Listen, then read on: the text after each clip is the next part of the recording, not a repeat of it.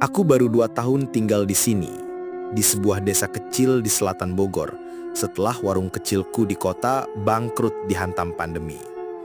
Mau tak mau, aku kembali ke kampung halaman istriku, desa Cihandeleum. Tenang, dingin dan dikelilingi hutan bambu yang tampak biasa saja di siang hari, tapi berubah seperti dunia lain ketika malam tiba. Untuk menyambung hidup, aku memutuskan jadi tukang ojek malam lebih tepatnya.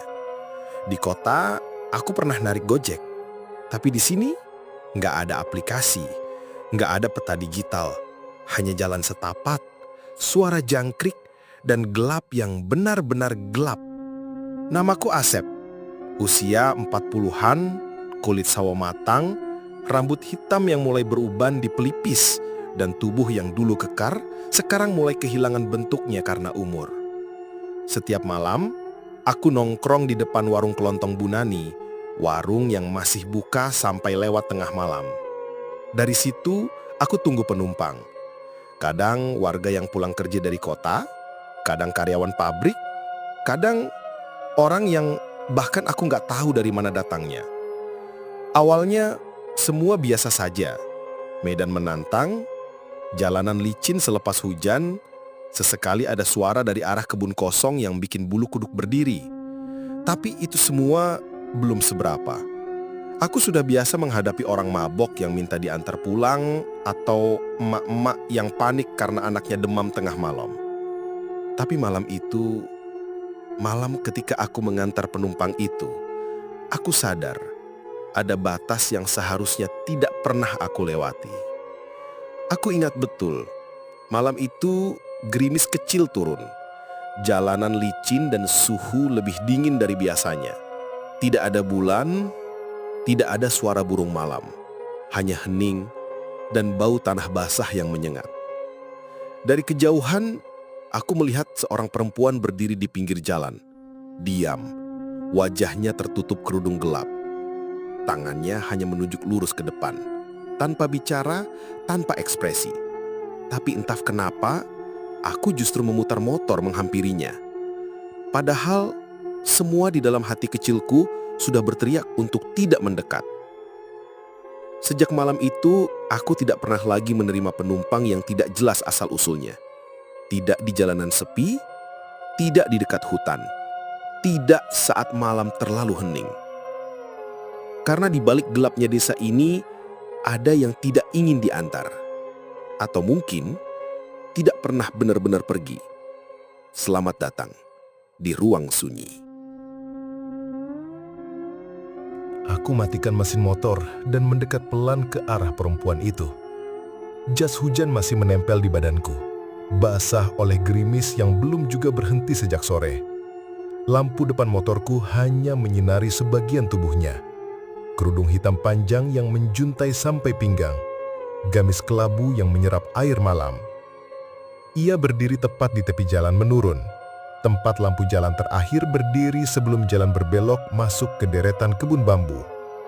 Perempuan itu tidak menatapku, bahkan tak bergerak sedikit pun. Seolah tubuhnya membeku bersama kabut dan hujan tipis yang menggantung di udara. Aku harusnya tahu dari situ saja, tapi aku malah turun dari motor, melangkah pelan sambil berkata, "Teh, mau diantar kemana?" Tak ada jawaban. Nadiku berdetak lebih cepat, tapi anehnya, kakiku tetap melangkah. Aku bahkan mencoba tersenyum, walau jelas bibirku kaku karena udara dingin. "Kalau nggak keberatan, saya bisa antar teh, masih narik ojek." Ia baru mengangkat kepalanya pelan, masih diam, dan barulah aku sadar, wajahnya samar. Bukan gelap, bukan kabur karena hujan atau kabut, tapi samar seolah bayangan yang tertutup lapisan tipis air kaca. Aku langsung mundur satu langkah, dan saat itulah tangannya terangkat, menunjuk ke arah belokan kebun bambu. Hanya itu, isyarat.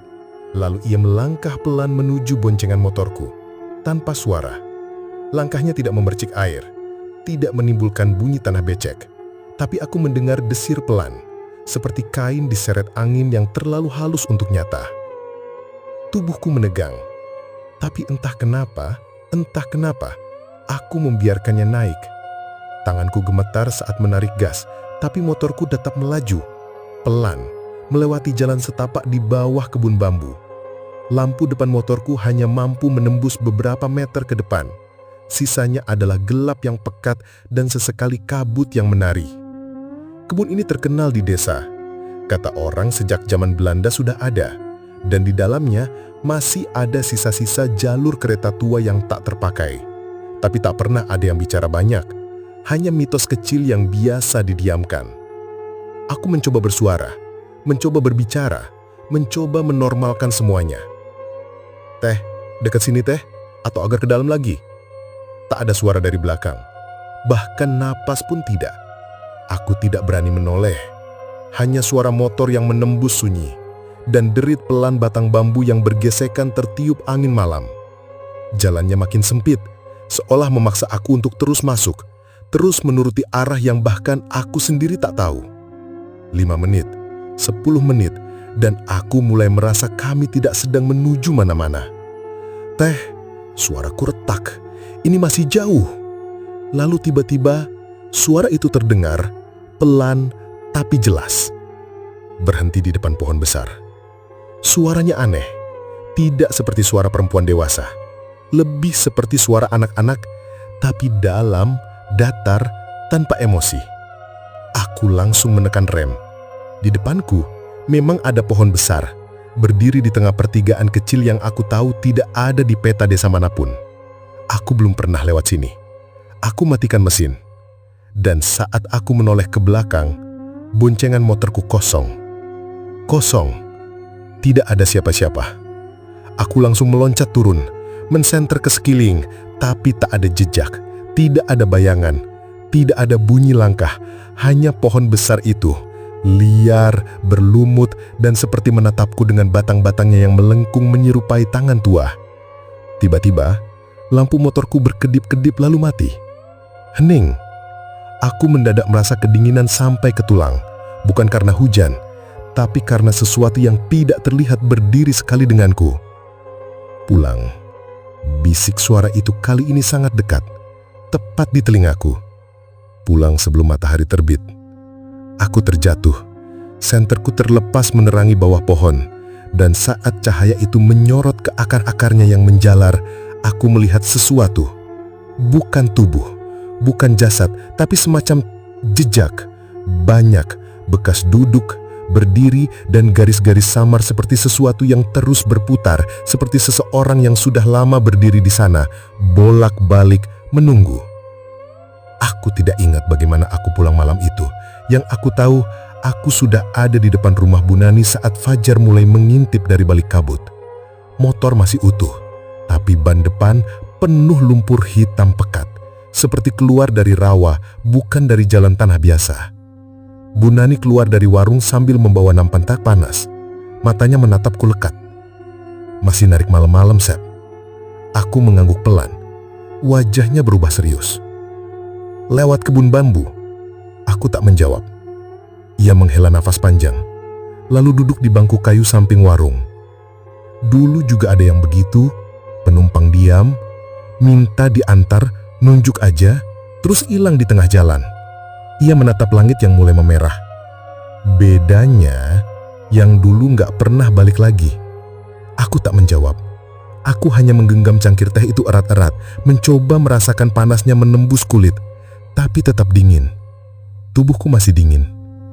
Dan sejak malam itu, aku tahu, desa ini tidak seperti dulu. Atau mungkin, aku yang terlalu lama pergi hingga lupa bagaimana sunyi bisa berbicara. Malam itu mengubah segalanya. Dan perempuan itu, entah siapa entah apa, belum benar-benar selesai denganku. Sejak malam itu, aku jadi lebih sering diam. Tubuhku ada di warung Bu Nani, tapi pikiranku masih tersesat di pertigaan tanpa nama di bawah pohon besar yang tak pernah kulihat sebelumnya, dan entah kenapa aku ragu bisa menemukannya lagi meski aku mencarinya. Sudah 3 malam aku tidak narik. Bukan karena trauma, setidaknya itu yang aku bilang pada diriku sendiri, tapi lebih karena firasat. Perasaan seperti dia si perempuan itu belum benar-benar pergi, masih menunggu, atau lebih tepatnya masih memperhatikan. Masih kepikiran? Suara Bu Nani memecah lamunanku. Ia duduk di bangku warung, menatapku sambil mengaduk teh dalam gelas kecil. Warungnya masih sepi malam itu. Kabut turun lebih cepat dari biasanya. Aku menoleh pelan. Pohon itu, Bu, pertigaan itu, kayak nggak masuk akal, padahal aku hafal tiap jengkal jalan di sini. Bu Nani mendesah pelan. Ia tidak langsung menjawab, hanya menatap kosong ke arah jalan desa yang sepi. Angin malam mulai meniup terpal warung, menimbulkan suara geremisik lembut. Waktu suamiku masih hidup, ucapnya pelan. Dia pernah cerita soal jalur lama, jalan tua yang dulu dipakai ojek-ojek kampung sebelum aspal masuk. Lewat tengah kebun, nembus ke jalur yang katanya bekas rel kereta zaman Jepang. Aku menoleh cepat. Rel kereta? Ia mengangguk. Relnya udah ketimbun tanah, tapi katanya masih ada sisa-sisanya di dalam hutan. Banyak yang bilang tempat itu angker. Nggak banyak yang mau lewat situ. Apalagi kalau malam. Aku diam. Ingatanku kembali ke malam ketika perempuan itu menunjuk ke arah kebun bambu. Perasaan mencekam itu perlahan merayap lagi ke tengkukku. Bu, selama ibu di sini, pernah nggak ada yang ngantar penumpang kayak aku? Diem, nggak jelas asalnya, terus ngilang. Bu Nani memandangku lama. Pernah, tapi udah lama. Waktu itu tukang ojeknya anak muda, namanya Oji. Dia suka narik sampai larut malam. Katanya dapat penumpang cewek, diem, nunjuk ke arah kebun. Nggak pernah balik sampai sekarang. Serius, Bu? Serius? Ibunya nyari-nyari, motornya baru ketemu 3 hari kemudian, kosong, di pinggir sungai kecil dekat hutan. Aku menelan ludah. Bu, kalau begitu, kenapa aku masih bisa balik? Bu Nani tak langsung menjawab, tapi sorot matanya berubah, lebih tajam. Mungkin karena kamu belum waktunya, atau ia menatap lebih dalam. Mungkin karena dia belum selesai sama kamu. Darahku seperti surut seketika. Malam itu aku pulang lebih cepat, tapi bukan karena takut. Aku ingin memastikan, ingin tahu, apa memang semuanya hanya mimpi yang terlalu nyata, atau memang aku sudah melewati batas dan sekarang sedang ditarik perlahan ke balik batas itu. 2 malam kemudian, aku kembali narik. Gerimis turun lagi, sama seperti malam itu, dan entah kenapa aku merasa waktu sedang berputar ulang. Aku parkir di tempat biasa, di depan warung Bu Nani yang sudah tutup. Jam menunjukkan hampir tengah malam, jalanan sepi. Tidak ada penumpang, tapi aku tetap menunggu. Sampai suara itu datang.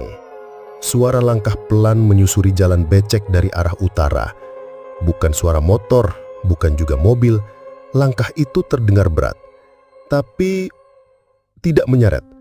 Lebih seperti seseorang yang sengaja berjalan perlahan agar terdengar. Aku tidak berani menoleh, tapi suara itu mendekat. 1, 2, 3 langkah. Lalu berhenti di belakangku. Aku merasakan hawa dingin di leher. Seperti napas yang tidak terasa tapi menusuk pori-pori. Dan kemudian, tangan menyentuh bahuku. Ringan, tapi jelas. Aku langsung menoleh. Tapi yang kulihat hanya jalan kosong. Tidak ada siapa-siapa. Tidak ada bekas langkah. Tidak ada suara.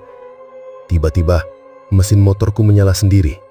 Lampu depan menyinari jalanan yang masih basah, tapi tidak ada apapun di sana. Sampai bayangan itu muncul lagi. Dari arah bawah pohon bambu, siluet perempuan berjilbab gelap berdiri diam menunjuk ke arah yang sama seperti malam itu. Aku meremas gagang rem, nafasku tercekak. Bukan sekarang, aku berbisik pada diriku sendiri, hampir seperti mantra.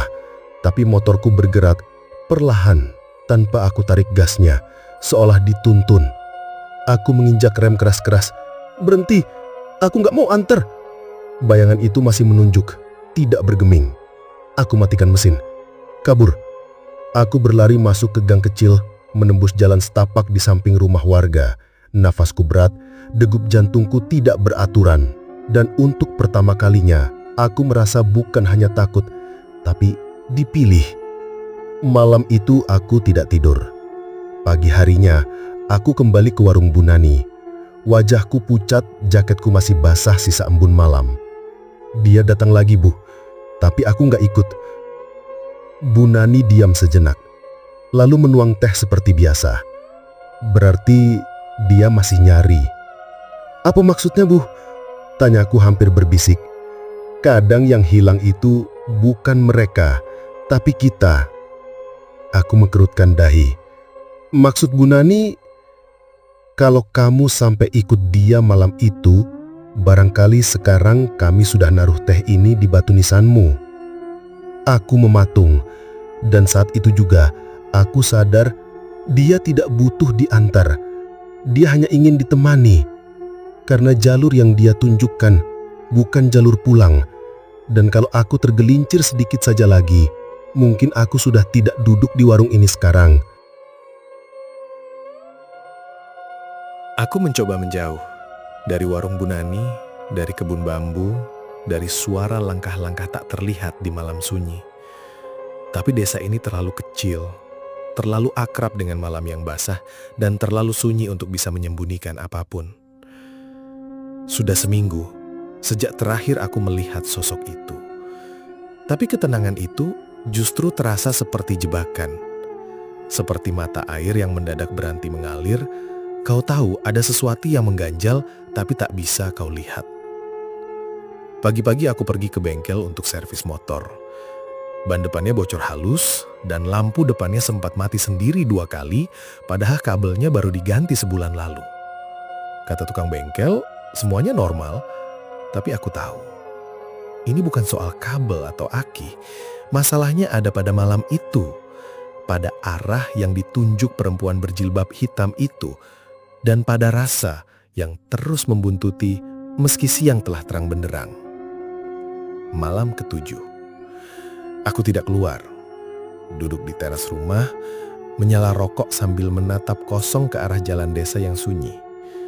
Istriku sudah lama tidur. Anak-anak, kami belum diberi rezeki ke sana. Suara kodok dan jangkrik bersahutan di kejauhan. Angin malam menyentuh kulit seperti tangan-tangan kecil yang tak terlihat. Di atas langit, bulan cuma separuh. Cahayanya pudar seolah enggan ikut campur. Lalu terdengar bunyi. Brak. Seperti sesuatu jatuh di depan rumah. Aku berdiri pelan, menuruni 2 anak tangga teras. Di depan gerbang, motor tua milikku teronggok, tegak. Kunci masih tergantung di leher stangnya. Padahal aku yakin betul, aku taruh motor itu di samping dapur. Aku bahkan belum menyalakannya sejak 2 hari lalu. Jantungku mulai tak karuan.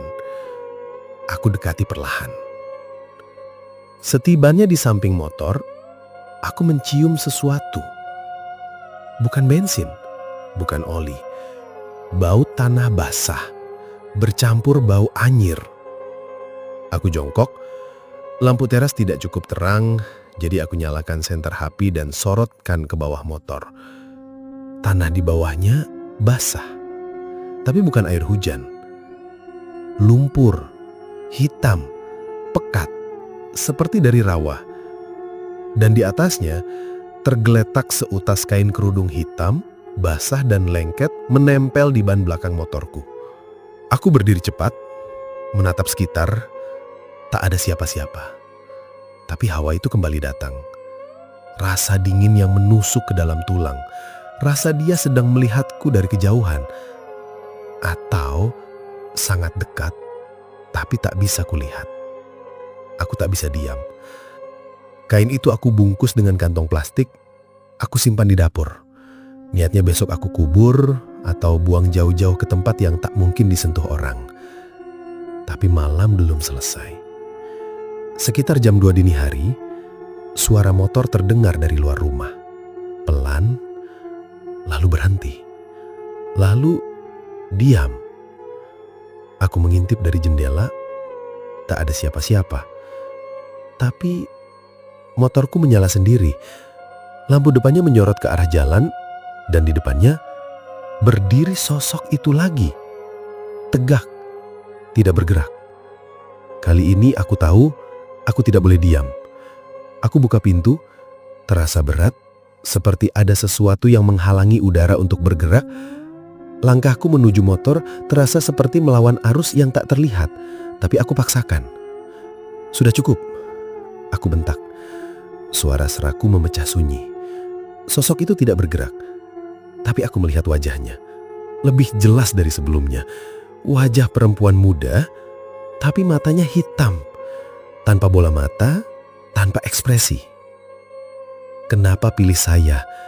Kenapa minta saya yang ngantar? Sosok itu mengangkat tangannya.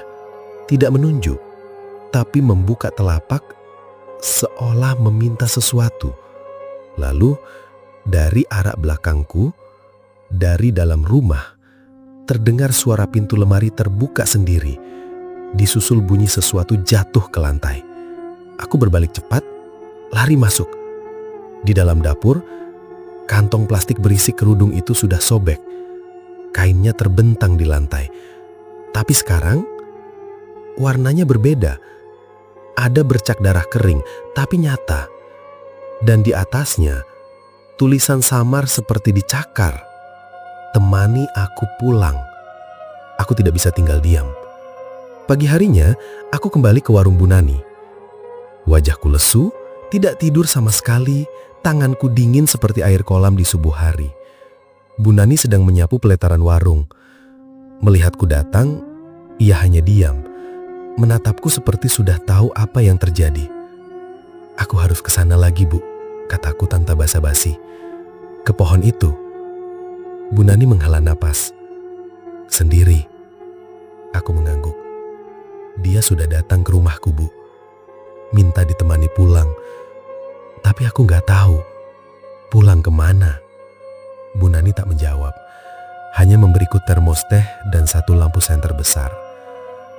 Nanti, kalau sudah nyampe pohonnya, jangan bilang apa-apa. Jangan tanya apa-apa. Cuma ikut. Tapi jangan sampai kamu nengok ke belakang. Apapun yang kamu dengar, jangan nengok. Aku menelan ludah. Bu, Ibu pernah ke sana? Ia mengeleng pelan. Suamiku pernah. Dia juga pulang lewat jalur itu. Tapi ada yang dia bawa sampai sekarang. Aku tidak tanya lagi. Terlalu banyak pertanyaan hanya akan membuka lebih banyak pintu yang tak seharusnya kubuka. Malam ini, aku akan kembali ke sana. Bukan untuk antar, tapi untuk akhiri. Atau mungkin untuk ditelan. Aku tunggu malam turun, pelan dan dingin seperti biasa. Gerimis datang lagi, tepat seperti malam pertama itu. Udara terasa lebih berat dan suara jangkrik entah kenapa hilang dari kebun-kebun di sekeliling rumah. Seolah semuanya menahan napas, menunggu apa yang akan terjadi malam ini. Motorku sudah siap. Senter besar dari Bu Nani kugantungkan di setang depan. Di dalam jaket, aku selipkan termos teh. Bukan untuk diminum, tapi untuk menenangkan diri dan mungkin mengingatkanku kalau aku masih manusia. Pukul 11:15, aku keluar dari rumah. Jalanan desa gelap, seperti terowongan tak berujung. Tak ada satupun lampu jalan yang menyala. Hanya rumah-rumah yang kesekali berkedip terang dari balik tirai, seperti mata yang mengintip dari kejauhan. Aku menyalakan mesin motor, perlahan.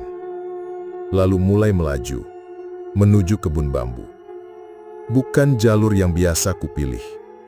Tapi malam ini, jalur itu memanggilku kembali.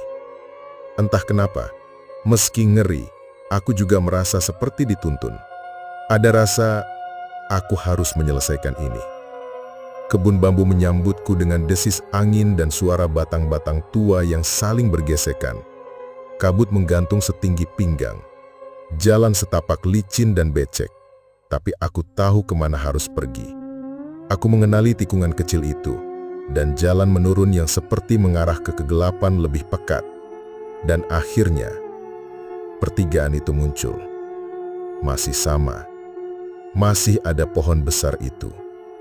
Liar, basah, dan seperti membungkuk sedikit lebih rendah dari terakhir kali kulihat. Aku matikan motor. Suasana sunyi. Bahkan hembusan angin pun terasa seperti tidak berani lewat sini. Langkahku pelan. Daun-daun bambu yang gugur menempel di sepatu. Lampu senter menyapu perlahan ke sekitar. Tak ada siapa-siapa. Sampai suara itu datang lagi. Temani aku pulang. Aku membeku. Suara itu datang dari balik pohon. Tapi aku tidak menoleh, tidak mencari. Aku hanya berdiri di sana, menunggu. Persis seperti yang Bu Nani bilang. Jangan bilang apa-apa. Jangan tanya apa-apa. Langkah pelan terdengar di tanah basah. 1, 2, 3. Bayangan perempuan itu muncul dari balik kabut. Wajahnya sama seperti terakhir kali. Tanpa bola mata, tanpa ekspresi. Hanya kini, kerudung hitamnya sudah robek di bagian bawah. Basah. Berlumpur. Tangannya menunjuk ke jalan setapak di balik pohon. Jalan yang bahkan lebih sempit, lebih sunyi, dan lebih gelap. Aku mengangguk pelan, dan mulai berjalan. Dia mengikutiku dari belakang. Aku tahu, dia di sana. Aku mendengar langkahnya, teratur, tidak menyeret, tidak menejak keras, tapi cukup untuk membuat setiap bulu di tubuhku berdiri. Dan setiap kali aku ingin menoleh, suara Bu Nani menggema di kepalaku. Jangan nengok. Apapun yang kamu dengar, jangan nengok. Kami berjalan cukup lama. 15 menit? 20? Aku tak tahu. Tak ada jam, tak ada sinyal. Hanya kabut dan tanah lembab yang mulai membuat kakiku beku. Lalu, jalan itu berakhir. Di depan kami, tanah terbuka. Seperti padang kecil yang tersembunyi di balik hutan. Di tengahnya, sebuah lubang besar. Seperti bekas longsoran. Atau kubangan raksasa. Tapi terlalu rapi bentuknya. Aku berhenti. Langkah di belakangku juga berhenti. Diam. Lalu suara itu terdengar lagi. Tapi kali ini, dari bawah tanah. Kau sudah sampai. Tubuhku kaku. Napasku tercekat. Lalu tanah di tepi lubang itu mulai bergetar. Pelan. Seperti ada sesuatu di bawahnya. Bergerak perlahan ke atas. Tanpa suara, tanpa gemuruh. Hanya getaran yang terasa sampai ke ujung tulang. Dari dalam lubang itu, muncul bentuk. Bukan tubuh, bukan jasad, tapi bayangan. Seperti kabut yang dikumpulkan dan dijadikan bentuk manusia. Tak ada wajah, tak ada tangan. Hanya siluet. Tinggi, diam. Dan perempuan itu, yang berdiri di belakangku, melangkah maju, lalu berdiri di tepi lubang. Tak bicara. Hanya menghadap ke siluet itu. Lalu, dia menjatuhkan diri ke dalam. Tanpa suara. Tanpa hentakan tanah. Hanya hilang. Siluet itu ikut lenyap. Dan kabut mendadak tertarik ke tengah lubang. Seperti disedot oleh sesuatu yang tak bisa dilihat. Lalu semuanya sunyi. Sunyi yang menyakitkan. Aku berdiri di sana. Gemetar. Tubuhku seperti kaku. Tapi perasaan di dadaku, tanahnya, ringan. Seperti beban yang tak ku mengerti akhirnya terangkat. Aku menatap lubang itu untuk terakhir kali, lalu berbalik. Berjalan kembali ke arah semula, ditemani senter yang hampir mati, dan udara yang sedikit lebih hangat. Tak ada suara langkah lagi di belakangku, dan untuk pertama kalinya, aku merasa sendiri.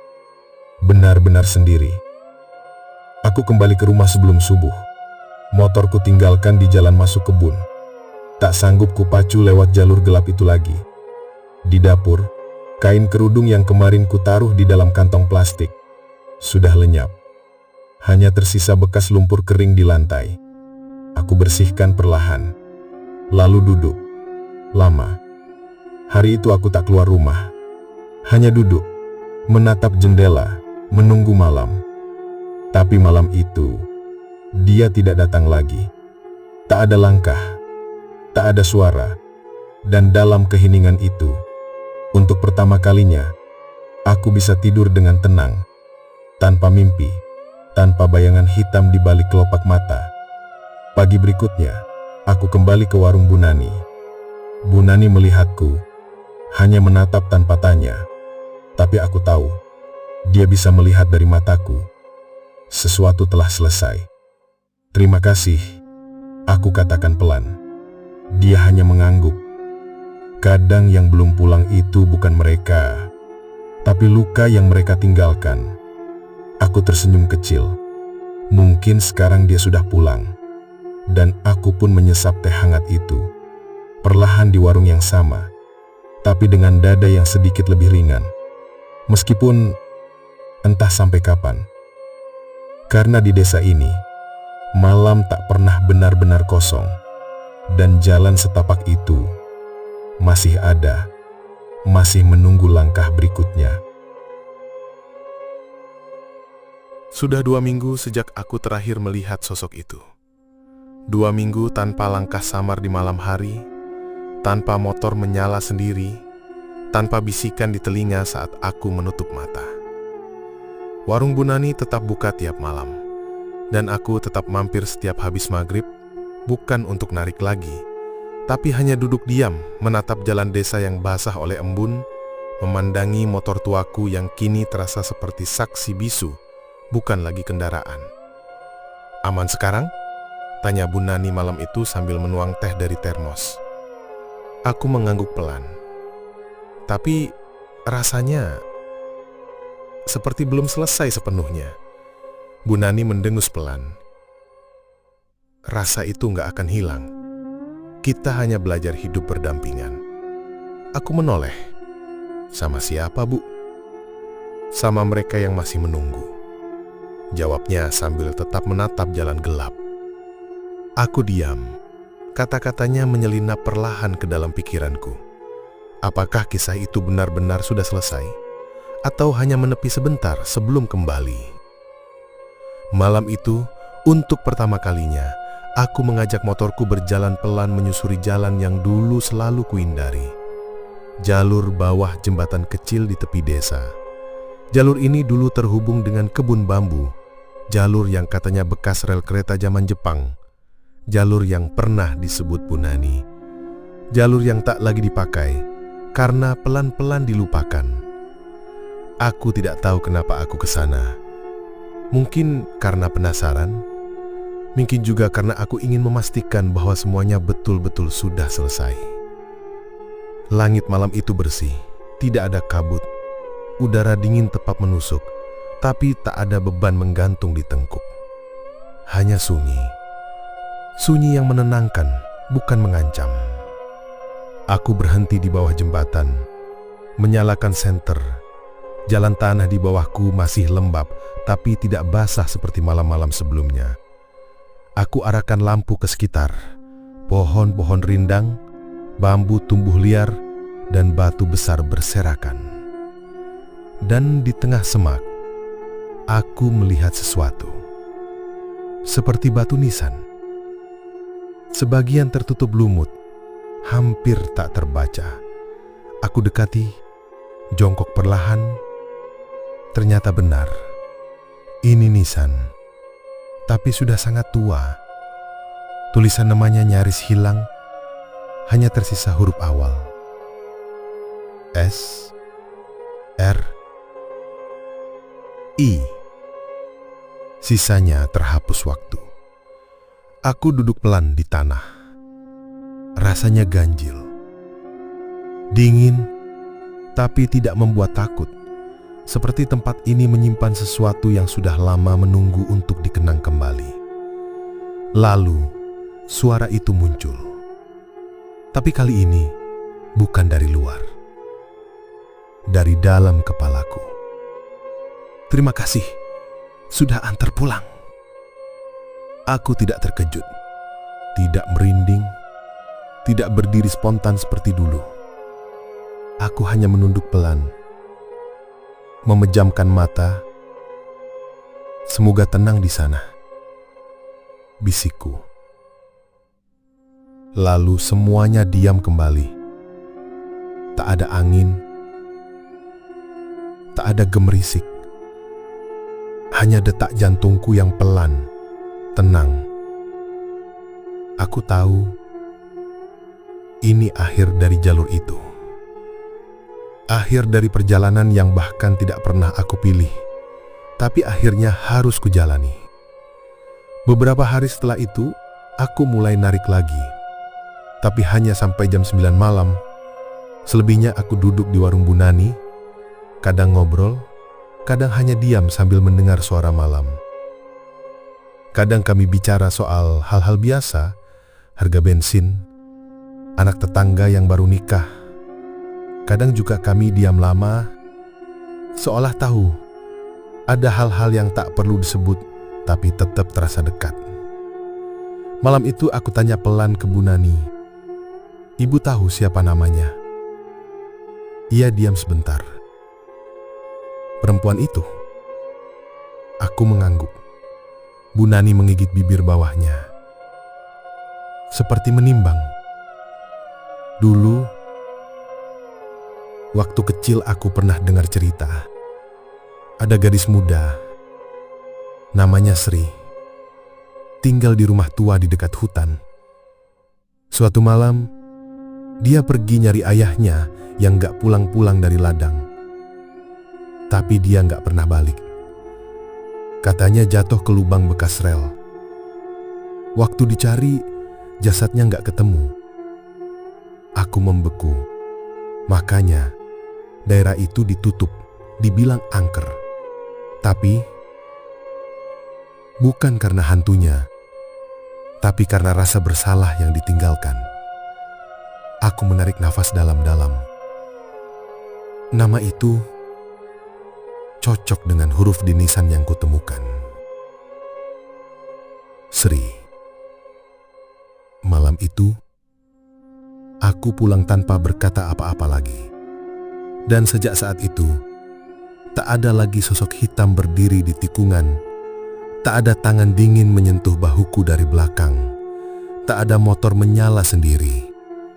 Tapi sesekali, ketika aku menyusuri jalan gelap di tepi desa, aku merasa dia masih ada.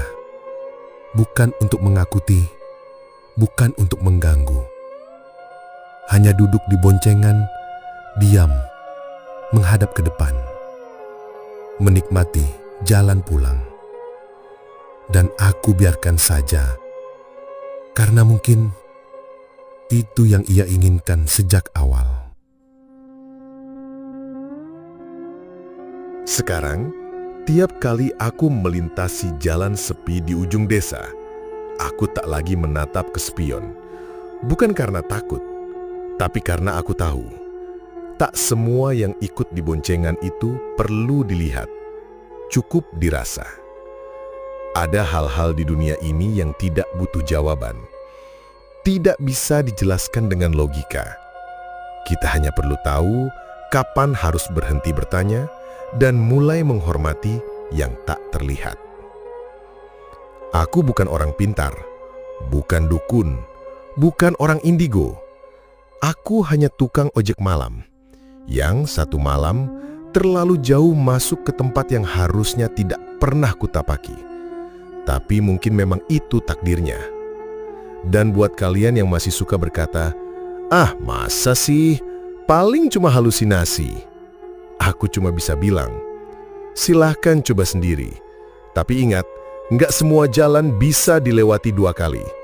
Ada yang sekali lewat, langsung hilang arah pulang. Karena kadang, yang minta diantar itu bukan manusia. Dan yang mereka cari, bukan tempat, tapi teman dalam kesunyian. Menurut kalian, Kalau kalian jadi aku, kalian bakal berani antar penumpang itu sampai akhir atau langsung tancap gas ke arah sebaliknya? Tulis di kolom komentar dan jangan lupa cek spion kalian sebelum tidur malam ini. Nantikan kisah mencekam berikutnya hanya di Ruang Sunyi.